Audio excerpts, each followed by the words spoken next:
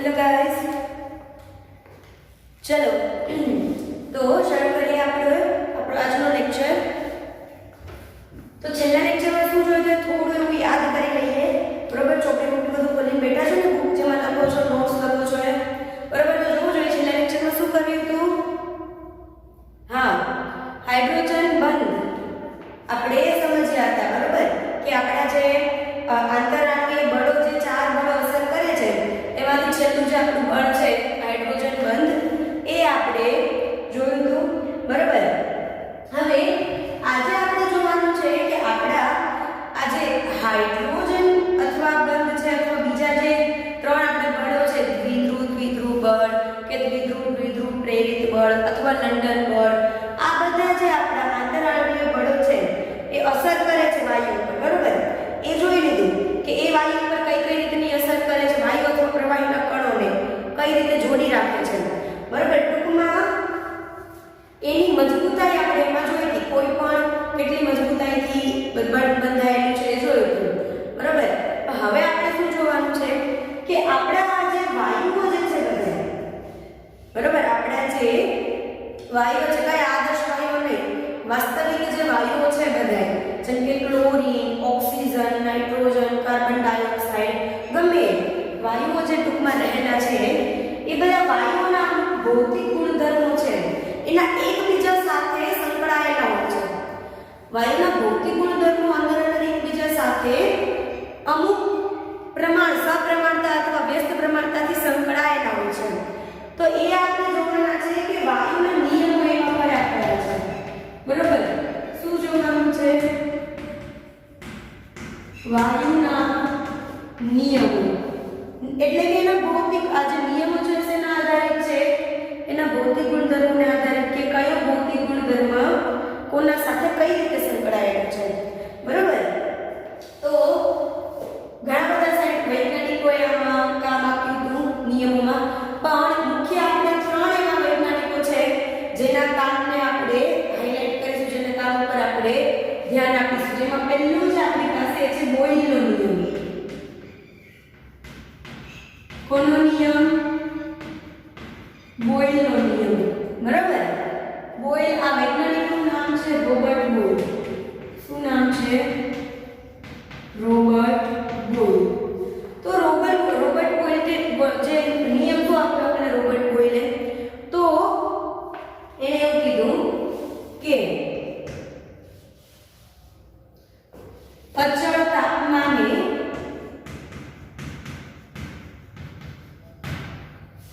અને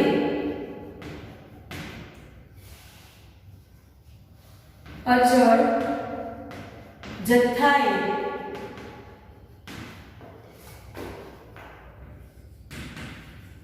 વાયુનું દહન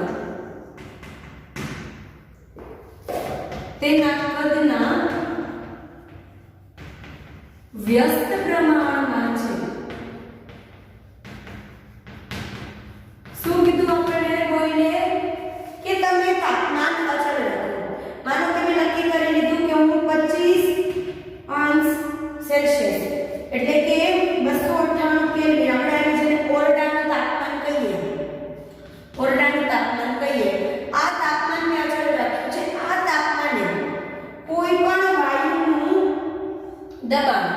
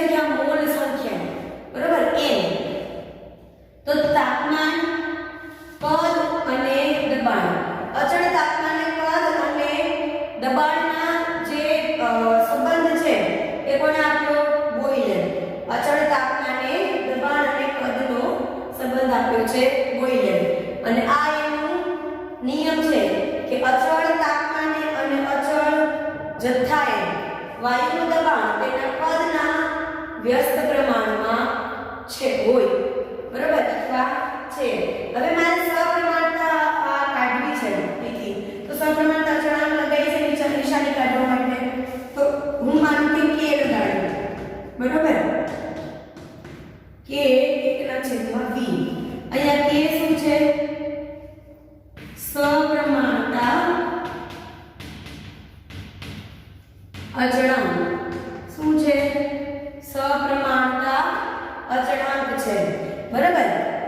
હવે મારે k ની કિંમત શોધવી હોય તો k બરાબર p ગુણ્યા v થઈ જાય, બરાબર. તો k પોતે અચળ છે, તો શું કહી શકીએ આપણે? જો k પોતે એક અચળ અંક છે, મતલબ કે એક અચળ કિંમત છે, બદલાય નહીં એવી, તો હું શું કહી શકું કે એક અચળ તાપમાને અને અચળ જથ્થાએ, અચળ તાપમાને અને અચળ જથ્થાએ કોઈ પણ વાયુનું દબાણ અને એના કદનો ગુણાકાર અચળ હશે. શું કહી શકું હું કે નિશ્ચિત જથ્થાના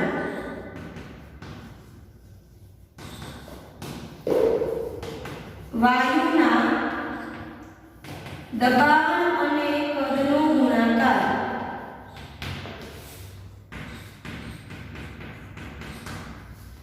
અચળ તાપમાને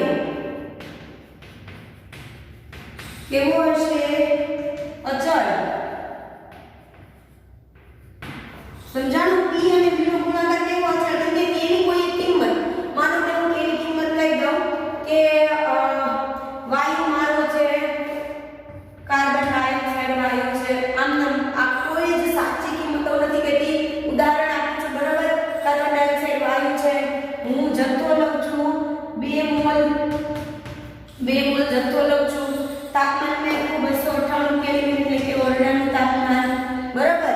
ત્યારે આના માટે k ની કિંમત કહું માનો કે 1.98 × 10 આવી કઈ છે, ગમે, બરાબર. પાછો હજી k ની કિંમત ત્રીજું ગુણ પર આધાર રાખે, આપણે લખાવું. ચલો, આવી કઈ કિંમત છે, તો આ અચળ કિંમત થઈ કે નહીં k ની કિંમત, તો p નો v નો ગુણાકાર કરો, બરાબર. હું માનું કે કેવું કે 2 મોલ જથ્થો છે, પહેલા દબાણ હતું એ કઈ હશે, દબાણ માનો કે a હતું, ત્યારે કદ b છે, એટલે કે હું આંકડા લઉં માનો કે આ કઈ રીતનું થાય, આવું કિંમત લઈ. ચલો, અચળ કિંમત 8 છે, અચળ કિંમત 8 છે, તો 8 ક્યારે ક્યારે કહીએ કે અહીંયા p ની કિંમત લઉં, અહીંયા v ની, કે p 4 ત્યારે v 2, 4 × 8 ને 1/5, બરાબર.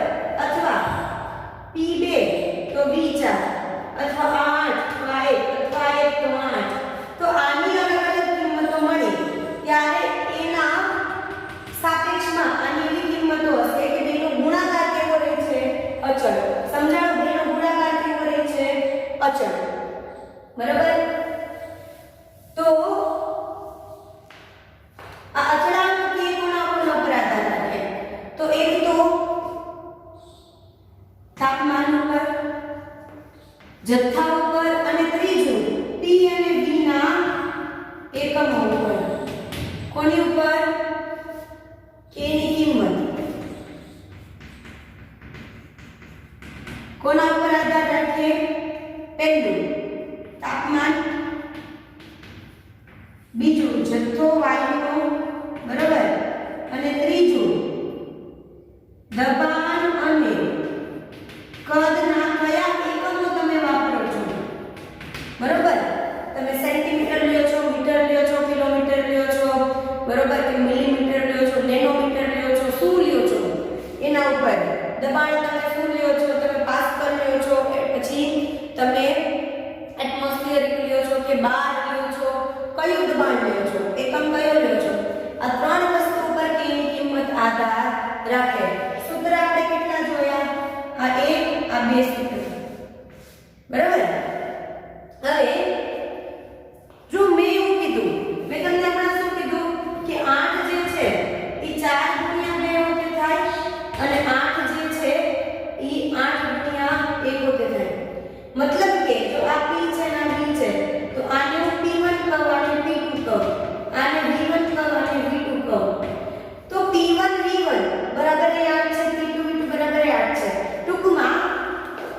અચળ તાપમાન એટલે કે અચળાંક કે માટે હું શું કરું છું કે પહેલા P1 દબાણ અને V1 પદ ધરાવતો વાયુ જે છે એને તમે શું કરો છો ફેલાવો છો બરાબર એટલે કે એની પર દબાણ હટાવો છો દબાણ ઓછું કરે એટલે વાયુ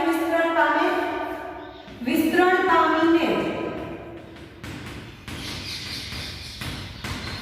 P2 દબાણ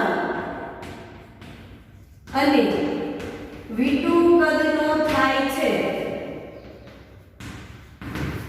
પહેલા શું હતું દબાણ આ બે માનો કે આ 4 અને 2 આ 1 અને 8 પહેલા શું હતું દબાણ 4 હતું અત્યારે કદ 2 હતું કેમ કે જેટલું દબાવ એટલું કદ ઓછું હોય પછી શું કર્યું વાયુ વિસ્તરણ પામે દબાણ તમે ઘટાડી દો એટલે વાયુ ફેલાઈ જાય વાયુ તમે ફેલાવો એટલું ફેલાઈ શકો એટલે દબાણ ઘટાડો એટલે કદ વધી જાય પણ બેનો ગુણાકાર તો કેવો રહે અચળ તમે આમ લખી શકો કે P1 V1 બરાબર કે બરાબર P2 V2 કેમ કે મેં શું કીધું કે ગુણાકાર તમે કરો ગમે એટલું અહીંયા રહ્યો અહીંયા આજે 2 અને 4 લીધું હોય તો યા બેનો ગુણાકાર તો કેવો રહે 8 નો 8 જ સમજો છો એટલે આ શું થઈ ગયું P1 V1 બરાબર P2 V2 કેમ કે બેની કિંમત સરખી થઈ ગઈ તો આના ઉપરથી મેં લખ્યું કે P1 ના છેદમાં V2 બરાબર V2 ના છેદમાં V1 તો આ તમારા હજી બીજા બે સૂત્ર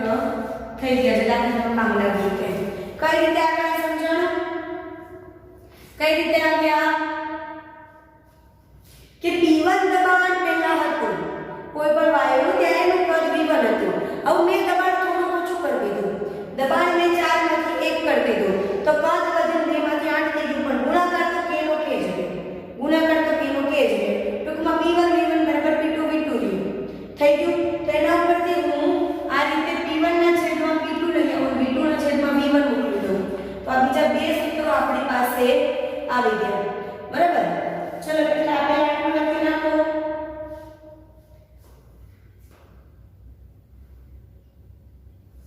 લખી નાખ્યો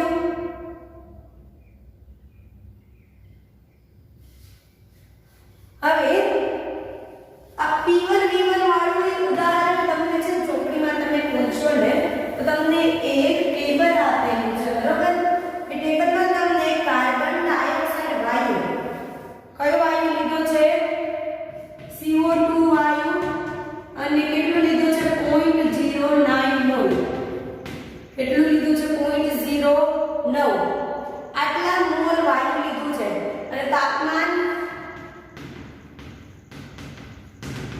300 કેલ્વિન તો અચળ તાપમાન લઈ લીધો અચળ જથ્થો લીધો ને વાયુ લીધો એનું તમને P ની કઈ કિંમત આપી છે દબાણની બરાબર એના સામે વાયુની કિંમત આપી છે અને પછી તમે P ગુણ્યા V કરો ને તો જો આ દબાણની તમને કિંમત આપી છે પહેલા હું તમને ત્રણ કિંમત સરખાવું 2 બરાબર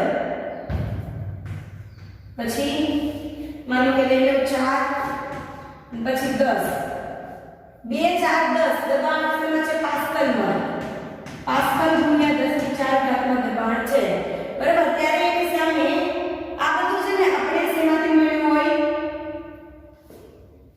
તમને જે ઇન્સ્ટ્રુમેન્ટ હોય એનાથી માપેલું હોય આ ગણતરી ન હોય આ તમે માપેલું હોય ઇન્સ્ટ્રુમેન્ટની મદદથી બરાબર તો આની સામે પદ શું છે તો જ્યારે દબાણ 2 પાસ્કલ છે 2 ગુણ્યા 10 ની 4 ત્યારે 112 મીટરનો ઘન કદ છે જ્યારે 4 છે ત્યારે 56.3 છે અને જ્યારે 10 છે ત્યારે 22.4 છે તો હવે જ્યારે તમે એનો ગુણાકાર કરો તો પછી એની 10 ની 2 ઘાત પર તમે લેશો અહીંયા 10 ની 2 ઘાત પાસ્કલ છેદમાં મીટર થયું બરાબર ત્યારે તમને આની કિંમત આનો ગુણાકાર મળે છે 22.40 આનો ગુણાકાર મળે છે 22.50 આનો મળે છે 22.40 બરાબર આનો આવી કિંમતો મળે છે તો તમે જોવો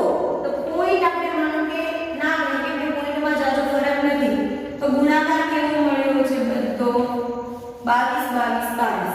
તો સાબિત થઈ ગયું કે p ની અલગ અલગ કિંમત લ્યો જ્યારે મોલ અચળ છે તાપમાન અચળ છે અને વાયુ વેગનો એક છે ત્યારે p ની તમે અલગ અલગ દબાણની અલગ અલગ કિંમતો લ્યો અને સામે કદની અલગ અલગ કિંમતો એની મળે પણ જ્યારે એનો ગુણાકાર કરો તો ગુણાકાર તો કેવો મળે છે અચળ જ મળે છે બરાબર તો આ આખું કોષ્ટક મેં તો તમને બસ 3 ઉદાહરણ આપ્યા તમારે ઈ આખું કોષ્ટક બનાવવાનું છે જોડે જોડે બરાબર ચલો તો હવે જોઈએ કે આ જે બોયલનો નિયમ છે હવે આ એક તમારું ભૌતિક જે વિજ્ઞાન છે એનું થોડું આ થિયરી છે આપણે તમને ખબર છે તમારું ફિઝિક્સમાં જે જે નિયમ લખાઈને સાબિત થયો છે એ બધા નિયમ ગ્રાફ ઉપર એટલે કે આલેખ ઉપર સાબિત થવા જરૂરી છે આલેખ ઉપર જે હોય પ્રાયોગિક મૂલ્ય હોય આલેખ ઉપર શું હોય પ્રાયોગિક મૂલ્ય હોય આપણે જે તમને લખીને બતાવીએ કેવા હતા થિયરી વાળા બરાબર એટલે એ પ્રાયોગિક મૂલ્યો પણ તમારો જે પણ થિયરિટિકલ નિયમ છે એના સાથે સાથે મળતો આવવો જોઈએ તો પ્રાયોગિક મૂલ્ય જ્યારે લીધા બોયલે બે ગ્રાફ લીધા બોયલે શું કર્યું કે એ p વિરુદ્ધ v દબાણ વિરુદ્ધ તાપમાન સોરી કદનો આલેખ બનાવ્યો બરાબર એને શું કર્યું કે કોઈ પણ એક વાયુ લીધો પહેલા એને માનો કે 200 કેલ્વિન તાપમાને એનો વાયુ લીધો તો આવો આવ્યો 200 કેલ્વિન એક જ વાયુ છે બરાબર એનો એક જ જથ્થો છે એનું દબાણ તમે ઘટાડતા ગયા અને સામે તમે શું લેતા ગયા એનો કદ કેટલું મળે છે એ પછી તમે ઈનુની વાયુ બીજા તાપમાને લીધું માનો કે 400 કેલ્વિન તાપમાને લીધું અને ઈનુની વાયુ તમે 600 કેલ્વિન તાપમાને લીધું બરાબર આમાં તમે જ્યારે એક અચળ તાપમાને તમે કોઈ એક આલેખ લ્યો છો આ એક આલેખને શું કહેવાય સમતાપી શું કહેવાય સમતાપી અચળ તાપમાને જે તમે વક્ર લીધો છે સમતાપી એટલે અચળ તાપમાને મળેલ આલેખ વક્ર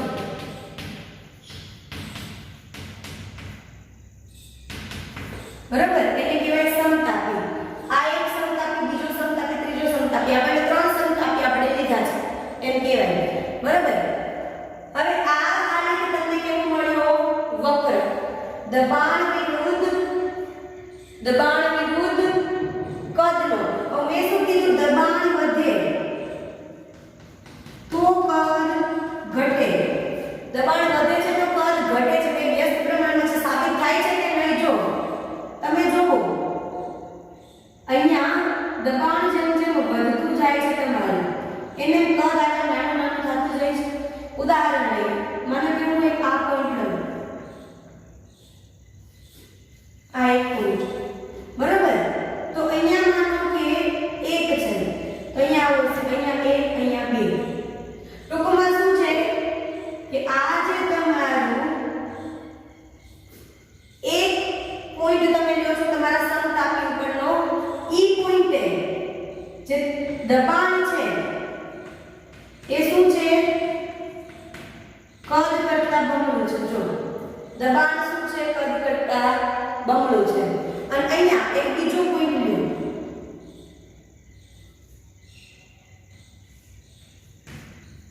તો આ અહીંયા 2 હશે તો આ પોઈન્ટ તમે લો તો બીજા પોઈન્ટે શું છે જે કદ છે એ દબાણ કરતા બમણું છે દેખાય છે અહીંયા કદ દબાણ કરતા બમણું છે અને અહીંયા દબાણ કદ કરતા બમણું છે મતલબ કે બે એકબીજાના વ્યસ્ત પ્રમાણમાં છે ખરા કેમ કે આ વધે તો આ ઘટે આ ઘટ્યું હતું તો આ વધ્યું હતું અને આ ઘટ્યું તો આ વધ્યું બરાબર કોઈ એક ઘટે તો કોઈ બીજું વધે છે તો એ સાબિત થઈ ગયું આ વક્ર ઉપરથી બરાબર હવે એને બીજો વક્ર લીધો બીજો એને ગ્રાફ લીધો તો બીજો એને ગ્રાફ બનાવ્યો દબાણ વિરુદ્ધ વ્યસ્તમાં કદ તો આપણને ખબર છે કે આમ તમે લખો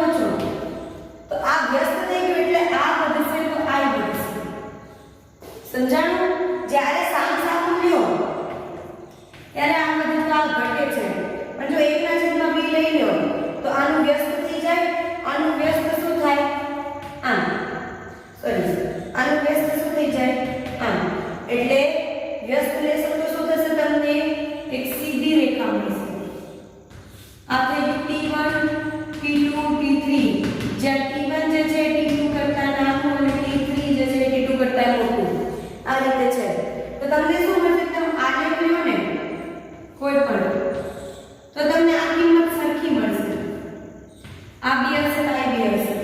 શું કામ? વ્યસ્ત લીધું. શું લીધું? વ્યસ્ત. જો આ હતું ટી બી અને ટી ગુણ્યા બી. આ 2 આ 4 ત્યારે 8 હતું. બરાબર? તો તમે વ્યસ્ત કરો છો પછી. સમજાય છે? તમે શું કરો છો? એનું વ્યસ્ત લ્યો છો. બરાબર? તો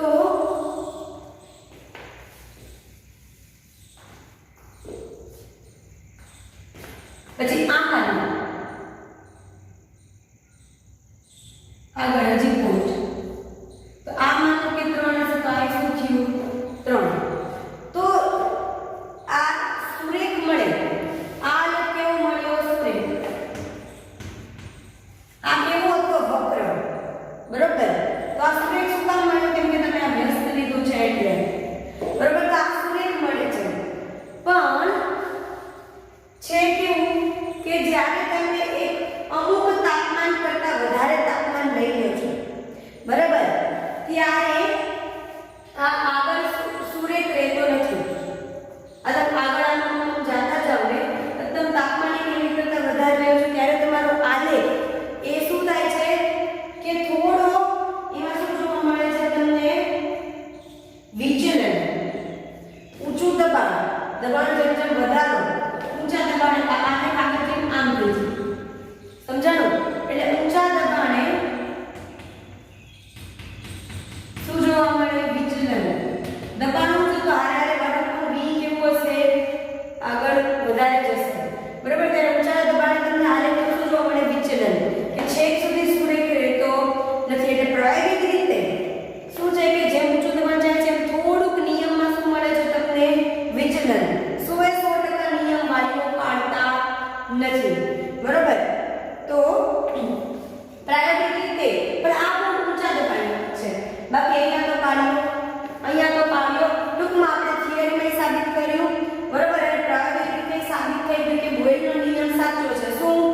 કે અચળ તાપમાને દબાણ જે છે એ કદના વ્યસ્ત પ્રમાણમાં છે.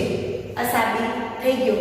એટલે આ નિયમ સાબિત થઈ ગયો. શું થયું? સાબિત થયું મતલબ શું કહેવાય? કે તમે તમારી રેગ્યુલર લાઈફમાં તમે જોયું હશે કે તમે જો દબાણ કરો વાયુને દબાવો તો એ શું થઈ જાય? પહેલા વાયુ ફેલાયેલું છે, માનો કે પહેલા વાયુ ફેલાયેલું છે તો અણુઓ દૂર દૂર હશે. પણ તમે એને દબાણ આપો તો અણુઓ શું કરે? નજીક થોડાક આવી જાય. પણ એટલા ને એટલા બધા અણુઓ આવી જાય ખરા.